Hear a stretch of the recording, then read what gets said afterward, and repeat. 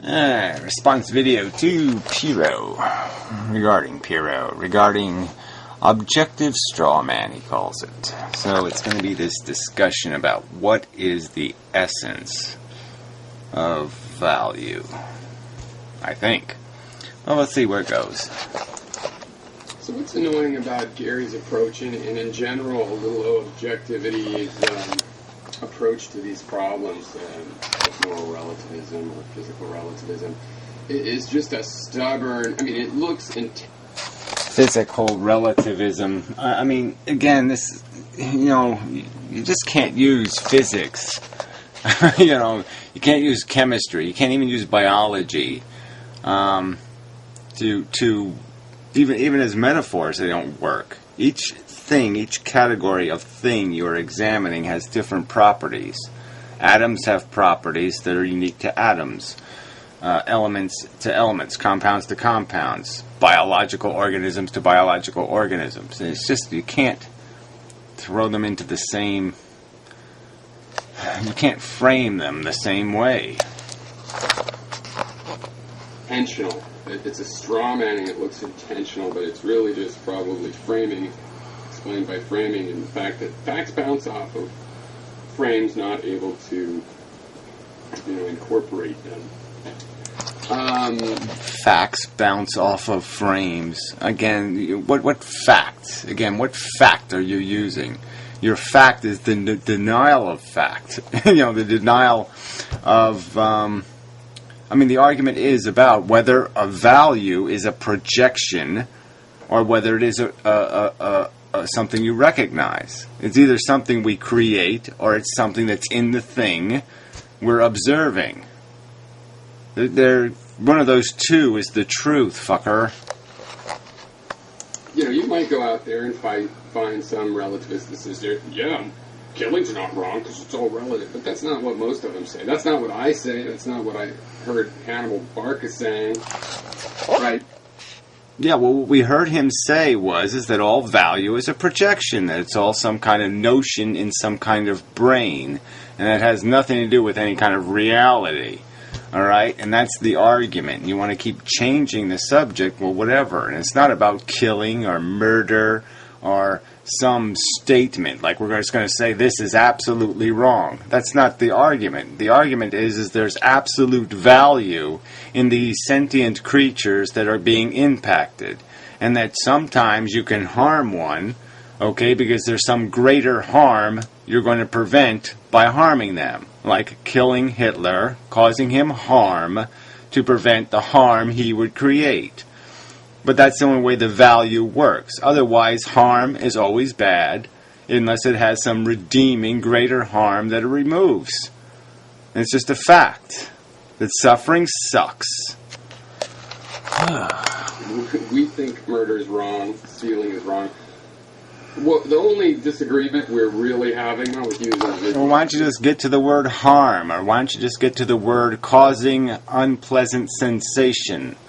Let's get to the quanta of this goddamn thing. It's all about creating a cognitive, a sensual, having a negative impact on the sensitive disposition of a sentient creature. That's always bad, in and of itself. Do you understand that phrase? In and of itself. Not relative to something, not compounded by external environmental circumstances, just by itself. It's a negative. Alright? Now that negative, again, can be converted into a positive only if there is some greater negative that it can get rid of. Jesus. You're confused, but with people that might have positions similar to yours about moral relativism, is if something like murder can be explained as a moral wrong relativistically. So again, another video where you're not quoting anybody, again using jargon that I'm trying to steer the conversation away from. Why use words like this? Murder, moral. This isn't what we're talking about. It's not about some morality. It's about a value equation. And what is the friggin' value? What is the quanta of value? The thing that is real, that can't be escaped as a reality, a premise.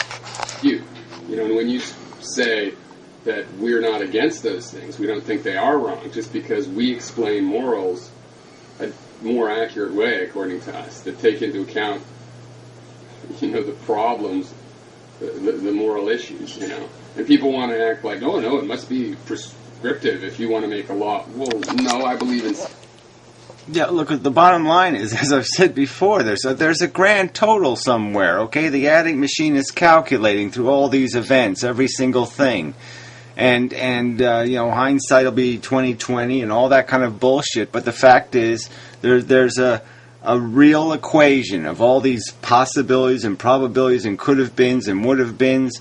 And if you could really play it all out, if you could see it for exactly how the end result is, the end calculation would be, did it cause more harm, okay, than it prevented? I mean, than what would have been?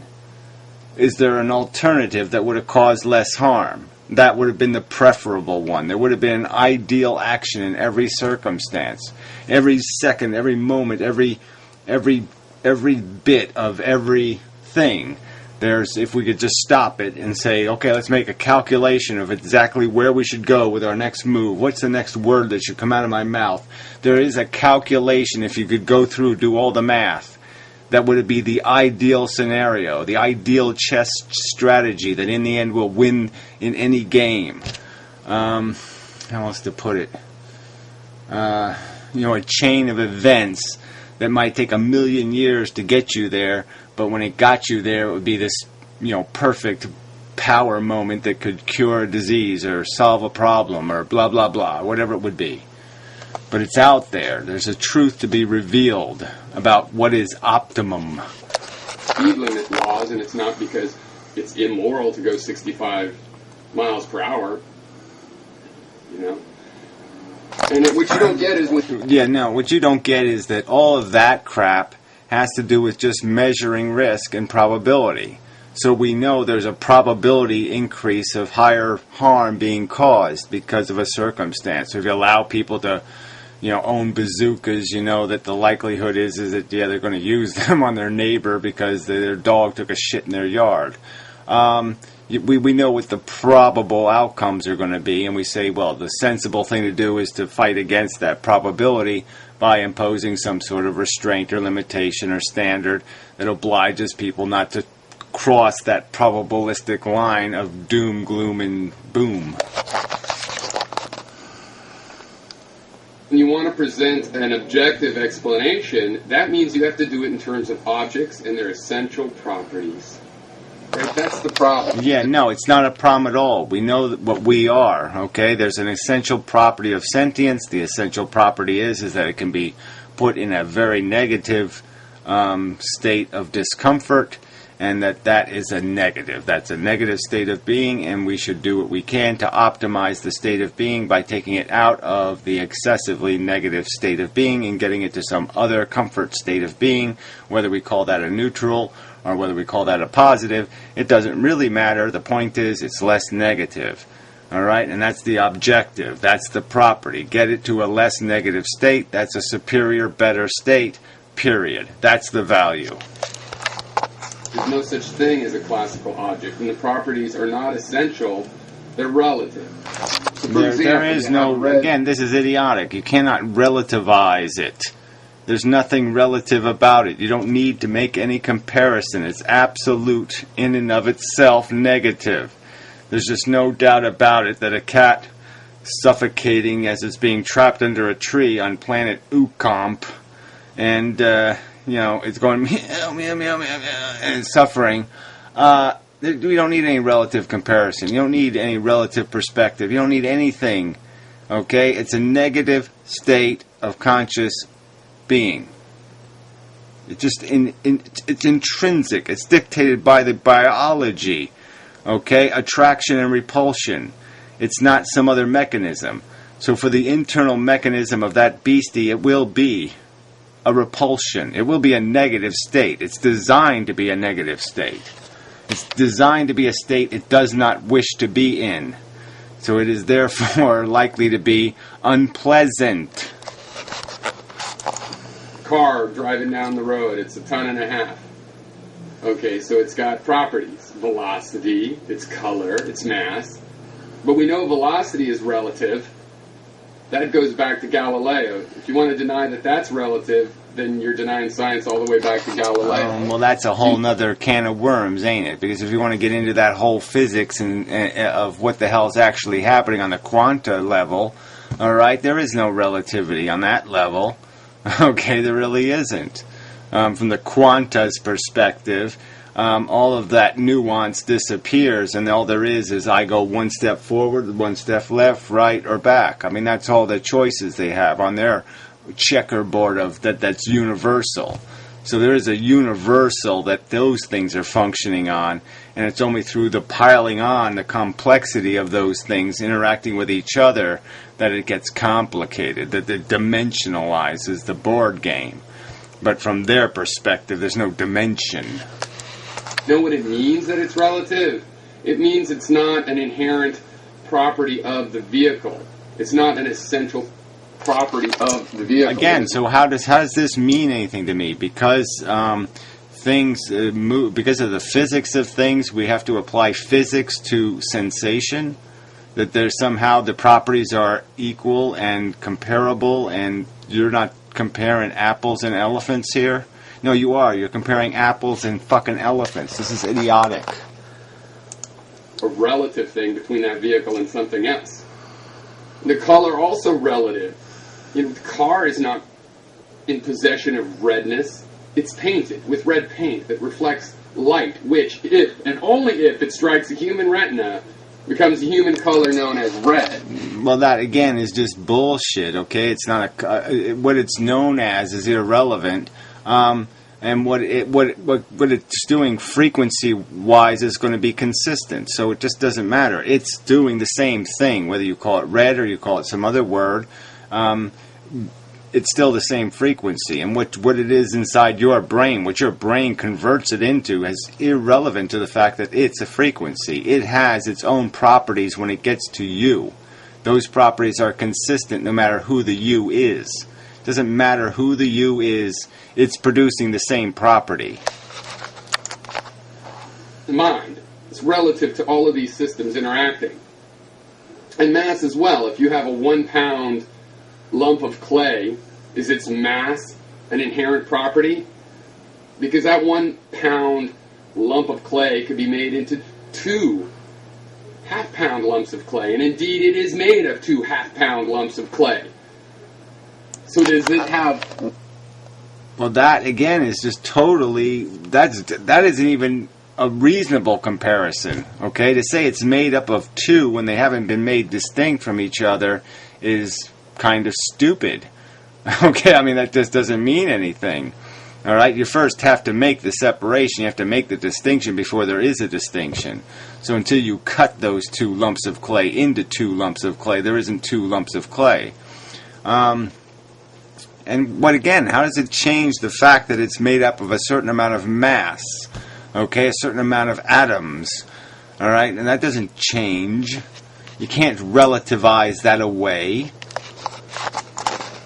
1 pound is its inherent mass, or is that really just the sum of the inherent mass of the 2 parts? Well, and who cares if it's the sum of the 2 parts, or 10 parts, or 1,000,000 parts? The point is you're talking about what is it, okay? And so it is, obviously, if you're going to sit there and take it for its parts, then it is its parts. You can't say it's an it, and that's what it is, and all of a sudden just say, no, I meant it without its arms, it without its legs, it's without it. No, you don't do that. You don't get to cheat like that and call that a rational argument. All right, and I'd like to start you on velocity, because that one's undeniable and less confusing, should be less confusing. Well, again, what velocity has something to do with sensation. Sorry, no sail, just on its face.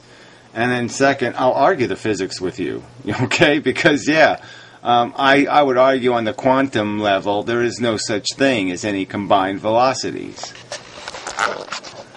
See, so the problem is that you have to come up with a bunch of objects that have properties where all of the math works out. It doesn't work like that way, and we know why, because we have been empirical and we've looked at nature and we see that everything breaks down into systems. Into systems? No, it's systems that break down into properties. That it's the matter itself has the properties. The little bits are where the properties start. That's the source of the property. The gravity, the electricity, all of them have their origins in those tiny bits. That's where they start. That's where the property arises from. That's what it's made out of. Right? Systems don't have inherent properties, but they have emergent properties that emerge from the behavior of the system that can be called properties. Because that's where the things are in your mind. That's what has properties. It's things in your Yeah, you basically just made my argument. That's right. The things have the properties.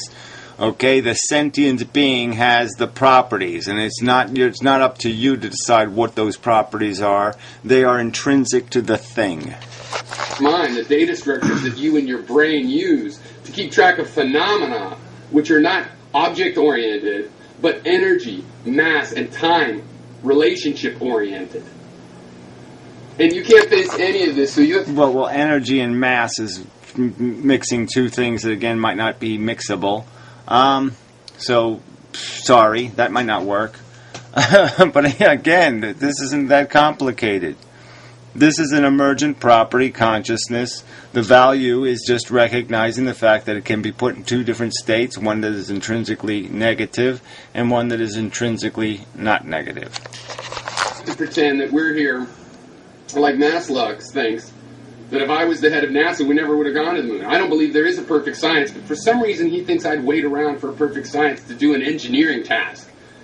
As if I would point out that no bridge is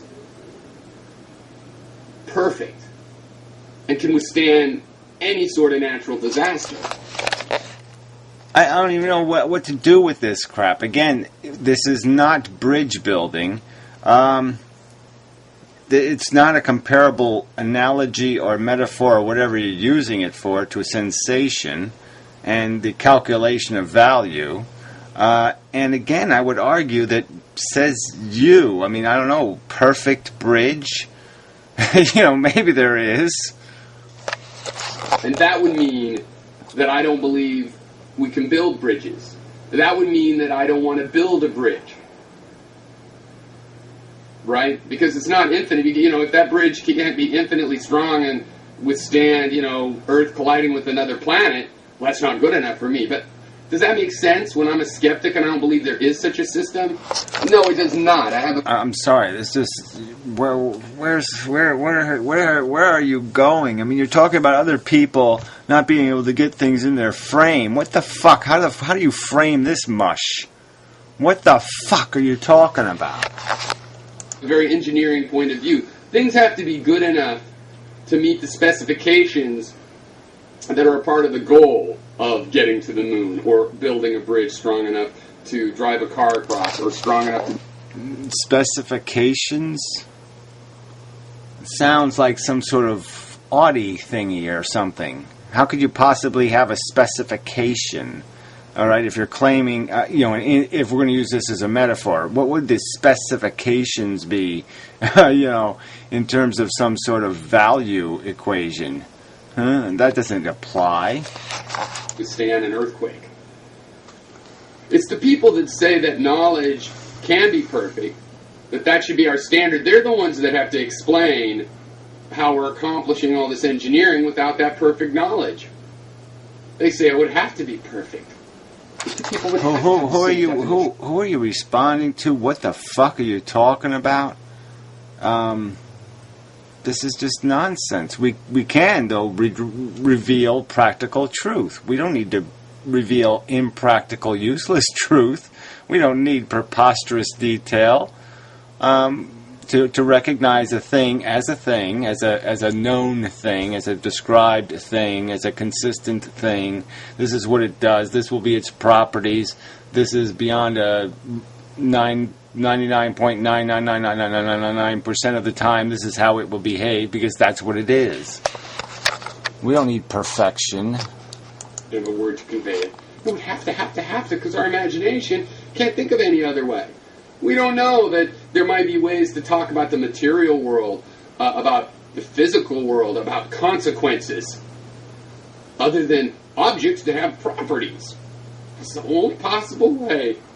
It's a 2,000-year-old way. Aristotle thought it up. He wouldn't have made a mistake. It works pretty good because well, again, what are you saying? So if things don't have properties, if things aren't things, I don't even know what you're saying. What are you fucking saying? What does that fucking mean? This is the way the mind works. But we've done enough physical science now to see, hey, the real world doesn't work exactly the way our mind works. Who'd have thunk it? They're related. Well, I'm sorry. The real world works. Just the models we build are of very high reliability in some respects, and in other respects, yeah, that's right. We can't really model it because we can't three-dimensionalize it, or we can't do something else that it's doing that's going to be beyond our modeling scope. So what? The point is do we understand what the outcomes are? Do we understand what it is that its function is, its primary, its prime directive? That's what we need to understand. It would appear they're related. We can find the relations and the relationships. And we can triangulate a great many facts worth betting on. Like betting you could make it to the moon and back.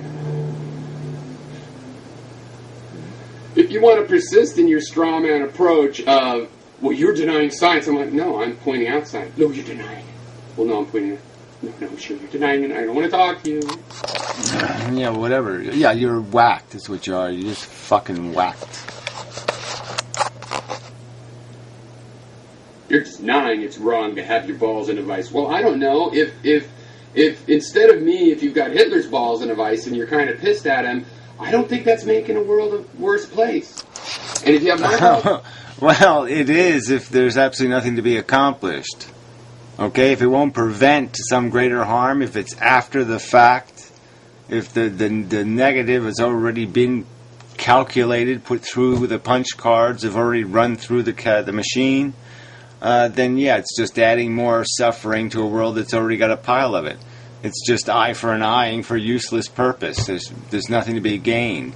Now, if you're saying you're going to prevent some other harm because somebody's going to watch you harm Hitler, by crushing his balls, well, then it might have some value.